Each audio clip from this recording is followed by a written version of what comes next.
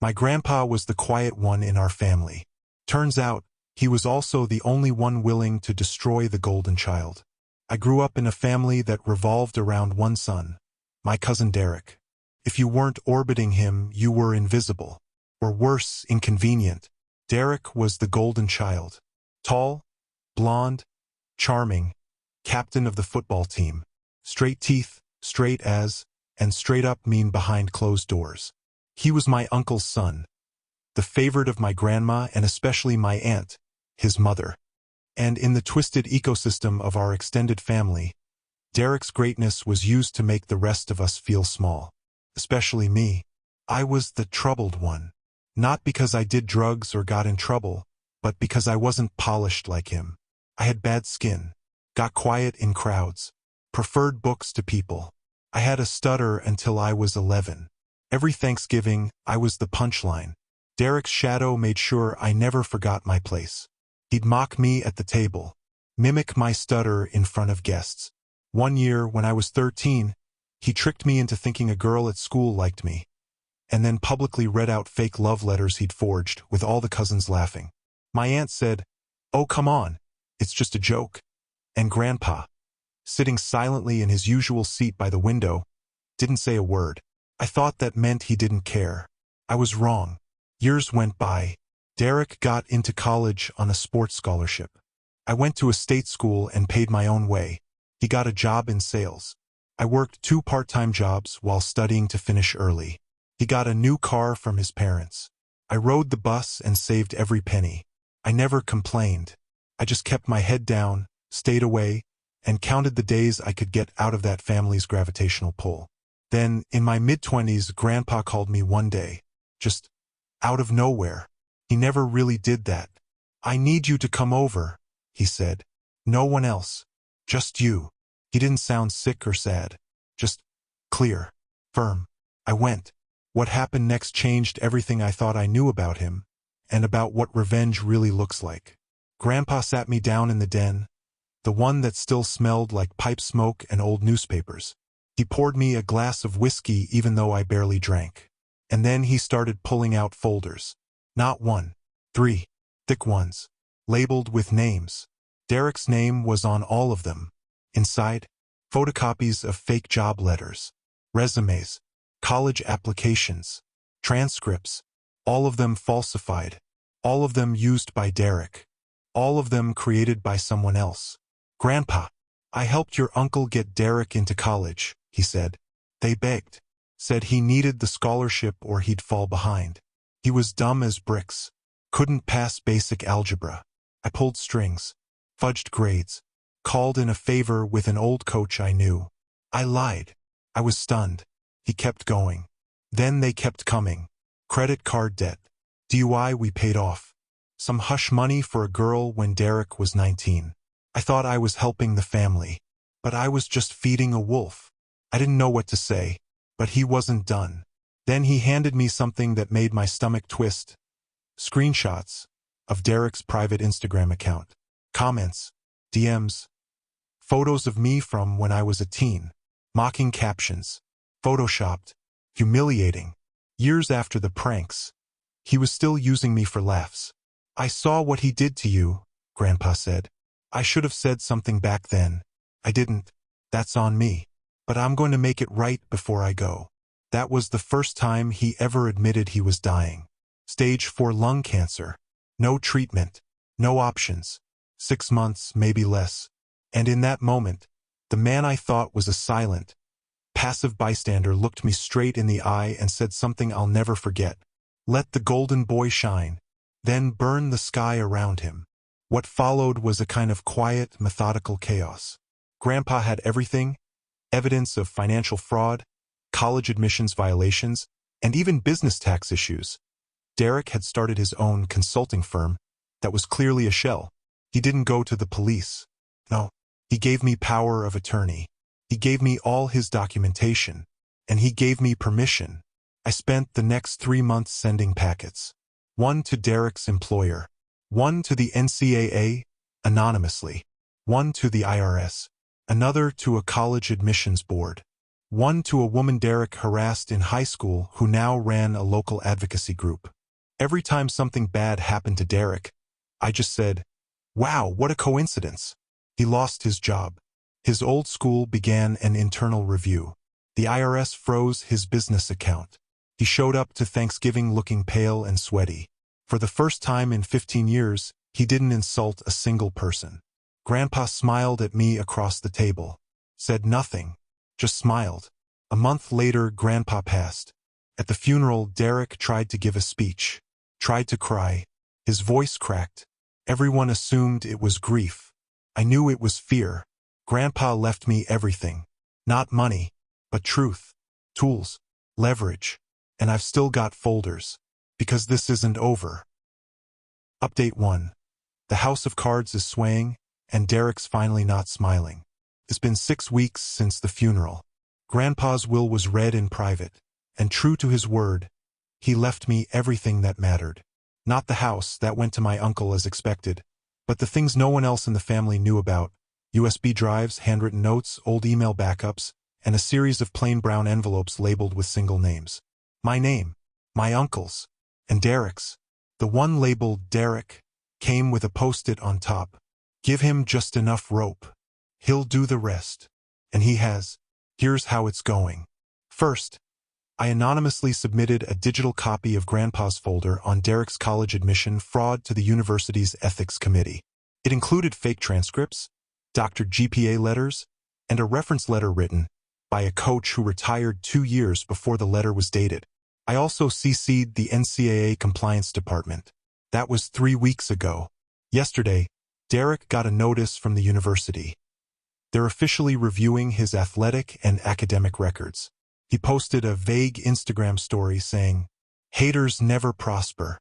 I'm too real for this fake world." Real quiet now, though. Next came his consulting business. Grandpa knew it was a scam from the start.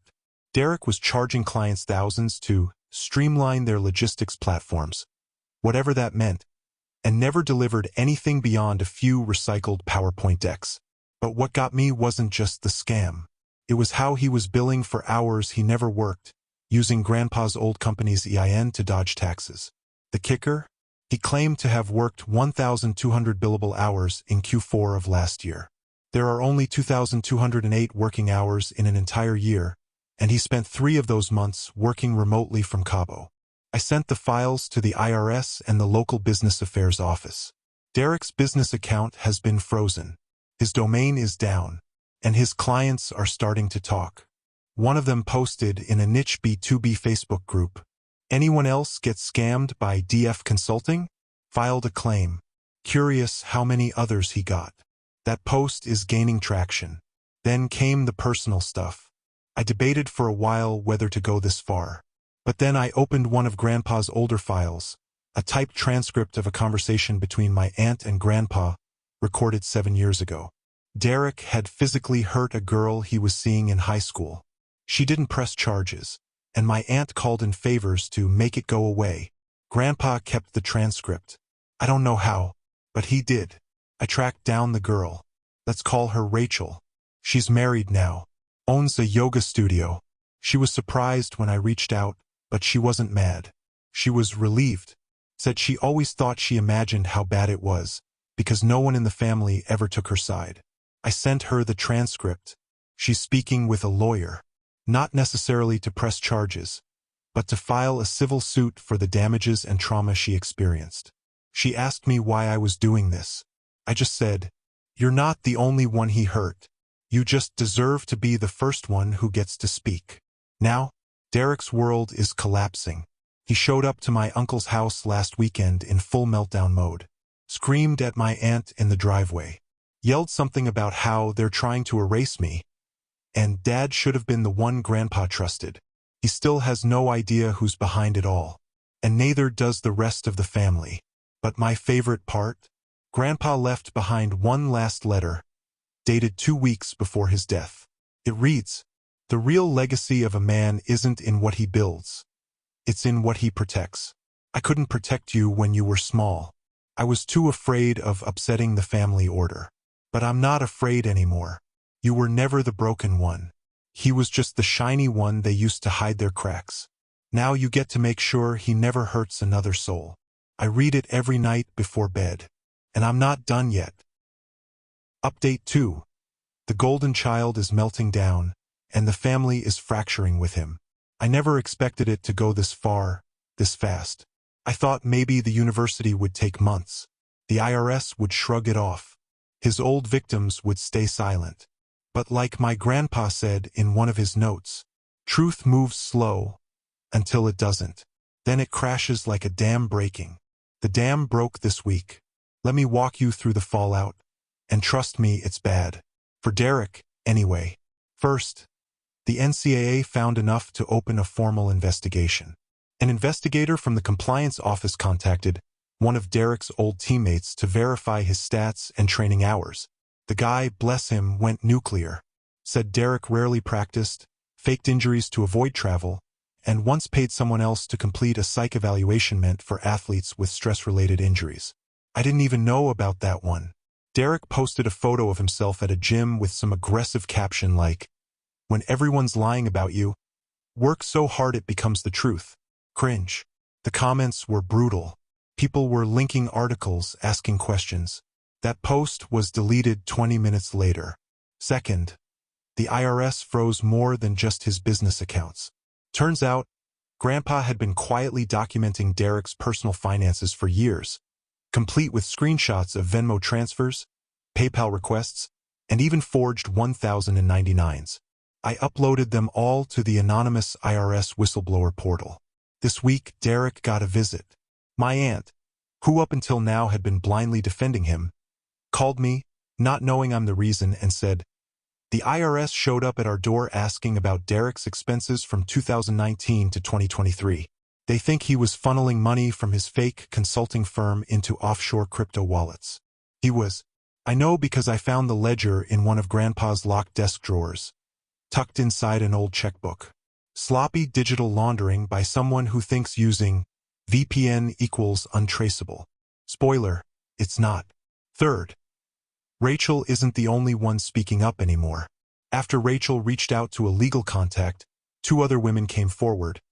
One from college, another from the early years of his career. Both described the same pattern. Love bombing, manipulation, gaslighting, emotional abuse, and in one case, blackmail using private photos. They've connected with each other. There's talk of a joint civil suit. They asked if I had anything else that could help. I do. Derek once left his hard drive at my uncle's house. Grandpa cloned it without anyone knowing and tucked a backup away. Most of it's trash, gym selfies, and bad music. But there are folders labeled with names, screenshots, conversations.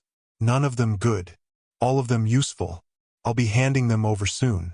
And now, the family is cracking. My uncle, Derek's father, cornered me last night. I was visiting Grandma, who's the only one keeping quiet through all of this. He came out to the porch, red-faced, voice low. "What the hell did you and Dad do?" I shrugged. "What are you talking about?" "You know what I mean. The calls, the lawsuits, the questions. You stirred something up. Admit it." "I didn't. I won't." But I didn't need to say a word. He looked at me with something I never thought I'd see in his eyes. Fear. Then he said the line that made me realize they're unraveling internally. He was supposed to be the one. He was going to carry the family name. I laughed. He is carrying it. Right into a courtroom. Meanwhile, Derek? I heard he tried to sign on with a new company last week. Some startup in Seattle. But they rescinded the offer within 3 days. All I did was email HR with a few attached files and a simple subject line. Due diligence matters. Guess it worked. He's living in a sublet now. Jobless, under investigation, and reportedly, taking time offline to regroup. Translation. Spiraling. Before he died, Grandpa wrote a note that said, "You don't kill a legacy by attacking it. You starve it of attention. Then you outlive it. I'm doing both. And the best part? They still don't know it's me." Final update. The golden child is over, and so is the illusion that kept him untouchable. It's done. What started with a quiet man's regret and a box full of secrets has turned into something none of them saw coming. Not Derek. Not my aunt or uncle. Not the family that used to smirk at me across the dinner table while the golden boy made a show of making me smaller. Now they can't even look me in the eye. Here's how it all ended. First, the university made it official. Derek's degree has been revoked.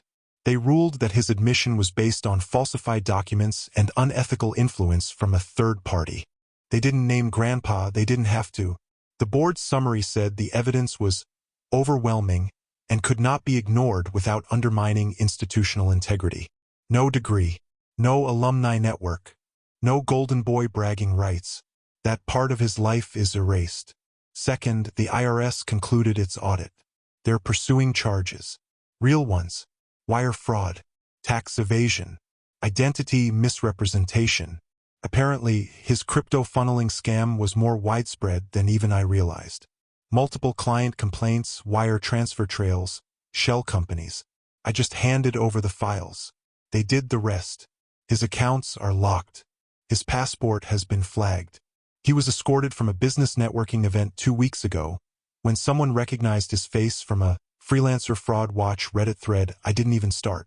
He's toxic now. Radioactive. And it's not over because the civil suit from Rachel and the other women is moving forward. 3 of them now, with others listed as witnesses of behavior. Their lawyer is sharp.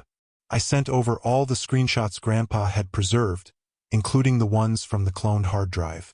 Nothing illegal, but enough to establish a pattern. Coercion, manipulation, threats of exposure. Their suit claims emotional distress, reputational damage, and intentional infliction of trauma.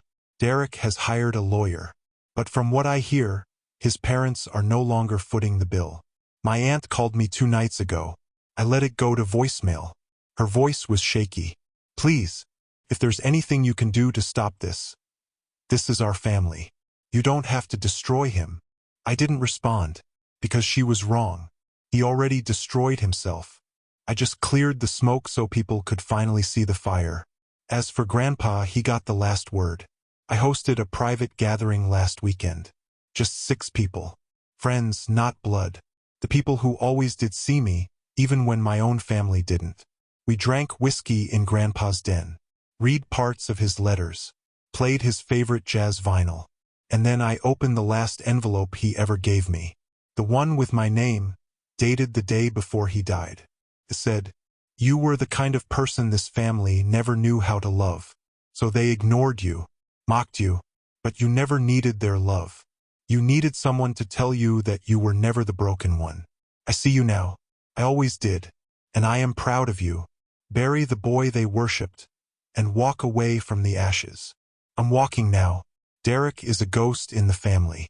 His parents are hollowed-out versions of their old, smug selves. Thanksgiving was canceled this year to keep things quiet. No one jokes at my expense anymore. No one calls me the quiet one. They just wonder how I knew so much, how I saw everything they didn't. But I didn't see it alone. I saw it with Grandpa, the only one who ever sat in silence and listened. And together we ended the lie they built. The golden child is gone. And for the first time in my life, I'm the one telling the story. Thank you for stepping into another tale with me. Every story unlocks a different world, and I'm glad you were here for the journey. If you enjoyed the story, don't forget to like, share, and subscribe to my stories Unchained, where every ending is just the beginning of another adventure. Until next time, keep your mind open and your heart ready for the next story, Unchained.